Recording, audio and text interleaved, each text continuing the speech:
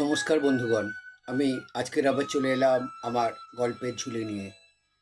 এখন আমি তোমাদেরকে বলছি কাশিদাসী মহাভারতের কথা। সুর ও ছন্দ, ভোরের আনন্দ, এই প্রতিবেদনের মাধ্যমে আমি তোমাদের কাছে পৌঁছে দিচ্ছি কাশিদাসী মহাভারতের বিভিন্ন পর্ব, কাহিনী বা উপাখ্যান। তাই আমি তোমাদেরকে বলছি, শোনো মহাভারত কথা, ভারতের বার্তা।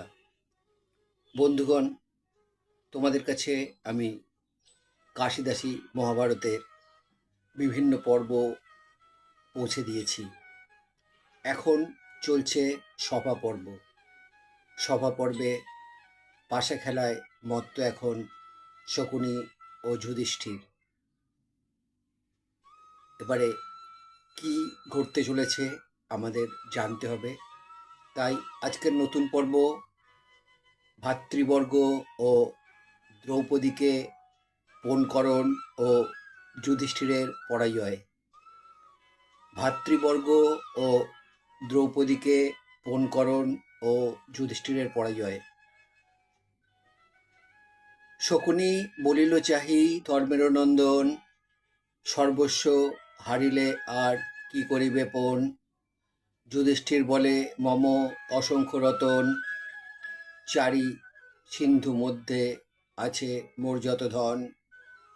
অযুত নিযুত কোটি খর্ব মহাখর্ব, পদ্মশঙ্খ করি অন্ত আছে যত সর্ব।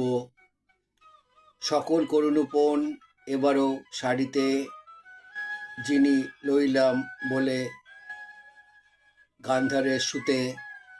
যুধিষ্ঠির বলেন যে আছে পশুগণ, গাভী উষ্ট্র খড় আর মেষ অগণন। সব করিলাম পণ এবার দুতেতে, জিনিলাম বলি বলে সুবলের সুতে। যুধিষ্ঠির বলিলেন পণ করি আমি, আমার শাসিত আছে যত রাজ্যভূমি। ব্রাহ্মণের ভূমিগৃহ ছাড়িয়া রতন, এবার দেবেন আমি করিলাম পণ। শকুনি বলিল আমি জিনেনু সকল, আর কি আছয় পণ করো মহাবল। ধর্ম দেখিলেন ধন কিছু নাহি আর, কুমার গণের অঙ্গে যত অলঙ্কার। সকল করিলা পণ জিনিল শকুনি, দেখিয়া চিন্তিত বড় ধর্ম নৃপমণি। শকুনি বলিল কহ কি আর বিচার, বিচারী করেন পণ ধর্মের কুমার। ক্ষিতিমধ্যে সুবিখ্যাত নকুল সুধীর, কামদেব যিনি রূপ সুন্দর শরীর। সিংহগ্রীব পদ্মপত্র যুগল নয়ন, এবার শাড়িতে নকুলের করি পণ। কপটে শকুনি বলে বলি শরদ্ধার, তব প্রিয় ভাই এই পাণ্ডুর কুমার। কেমনে ইহারে পণ করিবা দেবনে, এত বলি ফেলি পাশা লইলেক জিনে। ধর্ম বলে সহদেব ধর্মঙ্গ পণ্ডিত, আমার পরম প্রিয় জগতে বিদিত। এবার শাড়িতে সহদেবে করি পণ, জিনিলাম বলি বলে গান্ধার নন্দন। কপট চাতুরী বাক্য বলিল শকুনি, আর কি আছয় পণ করো নৃপমণি। বইমাত্র দুই ভাই হারিলা শাড়িতে, ভীমার্জুন হারিবে না ল মমচিতে। ধর্মরাজ বলে তব দেখি দুষ্প্রকৃতি, ভাতৃভেদ ভাষা কেন করো মন্দমতি। আমি আর পঞ্চভাই একই পরাণ, কি বুঝিয়া হেন বাক্য কহিলা অজ্ঞান।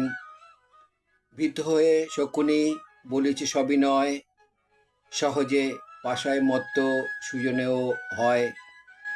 মত্ত হইলে অব্যক্তব্য বাক্য আসে মুখে, তুমি শ্রেষ্ঠ গরিষ্ঠ কমহ দোষমুখে। পুনঃ যুধিষ্ঠির করিলেন এ উত্তর, তিন লোকে খ্যাত যে আমার সহোদর। হেলে তারি পরসৈন্য সাগরেরও প্রায়, যেই দুই বীর কর্ণ ধারেরও কি পায়।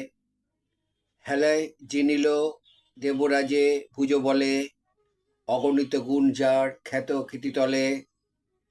এ কর্মেতে পণযোগ্য নহে হেন নিধি, তথাপিহ করিপণ অক্ষ ক্রীড়া বিধি। শকুনি ফেলিয়া পাশা জিনিলাম বলে, ধনঞ্জয়ে যিনি হিষ্ট হয় কুরুক দলে। ধর্ম বলিলেন পণ করি এইবার, বলেতে মনুষ্য লোকে সম নাহি যার। ইন্দ্র যেন দৈত্য দলি পালে সুরগণে, সেই মতো পালে ভীম পাণ্ডুর নন্দনে। পাশায় এ পণযোগ্য নহে হেন ধন, তথাপিও করিপণ দৈব নিবর্ধন। জিরিলাম বলি তবে বলিল শকুনি, আর কি আছয় পণ কর নিপমণি। এত শুনি বলিলেন ধর্মের নন্দন, আমি আছি মাত্র এবে মোরে করি পণ। জিনিয়া শকুনি বলে, কপট আচার পাপকর্ম করিলা হে কুন্তির কুমার। দ্রুপদ কুমারী পণ করহ এবার, জিনিয়া করহ রাজা আপন উদ্ধার। এ সকল থাকিতে আপনা নাহি হারি, আপনি থাকিলে হয় বহু ধননারী। রাজা বলে, মামা না সম্ভবে এই কথা, কিমতে করিব পণ দ্রুপদ দুহিতা। রূপেতে লক্ষ্মীর সম যাহার বর্ণনা, অসংখ্য যাহার গুণ না হয় গণনা। মম সৈন্য সিন্ধু সম না হয় বর্ণন, প্রত্যক্ষ সবার শুভচেষ্ট অনুক্ষণ। দ্বিজক্ষত্র দাসদাসী যত পশুগণ, সবারে জননী রূপে করয়ে পালন। হেন স্ত্রী করিব পণ নাহিলয় মতি, কপট করিয়া বলে শকুনি দুর্মতি। লক্ষ্মী অবতর রাজা তোমারও গৃহিণী, তার ভাগ্যে কদাচিৎ পরে পাশে জানি। হারিলা আপন রাজা করহ উদ্ধার, আপনা হইতে বড় নাহি কেউ আর। বিপদে পড়িলে বুদ্ধি হারায় পণ্ডিত, শকুনি বচন যে মানিলাম হিত। এতেক শুনিয়া কহিলেন যুধিষ্ঠির, পাশা ফেল আরবার সেই পণ স্থির। এতেক শুনিয়া দুষ্ট পাশা ফেলাইল, হাসিয়া শকুনি বলে জিনিস জিনিল। শুনি কর্ণ দুর্যোধন হাসে খল খল, মহা আনন্দিত কুরু সোদর সকল। বিপরীত কর্ম দেখি ভাবে সবাজন, ভীষ্ম দ্রোণকৃপ হইল সজল নয়ন। শিরোধরি বিদুর বসিলা অধমুখে, জ্ঞান হত লোক যেন হয় মহাশোকে। হৃষ্ট হয়ে ধৃতরাষ্ট্র ডাকিয়া বলিল, কে জিনিল কে জিনিল বলি জিজ্ঞাসিল। বহুকালে প্রকাশিল কুটিল আচার, না পারিল লুকাইতে ধৃতরাষ্ট্র আর। এই মতে সর্বস্ব হারেন ধর্মরায়, সভা পর্বে সুধারস কাশীরাস দাস গায়। হরে কৃষ্ণ কৃষ্ণ কৃষ্ণ হরে হরে, হরে রাম রাম রাম হরে হরে। হরি বল হরি, হরি বল হরি, হরি বল হরি। বন্ধুগণ, আজ এখানেই শেষ হলো আমার আজকের কাশিদাসী মহাভারত পাঠ।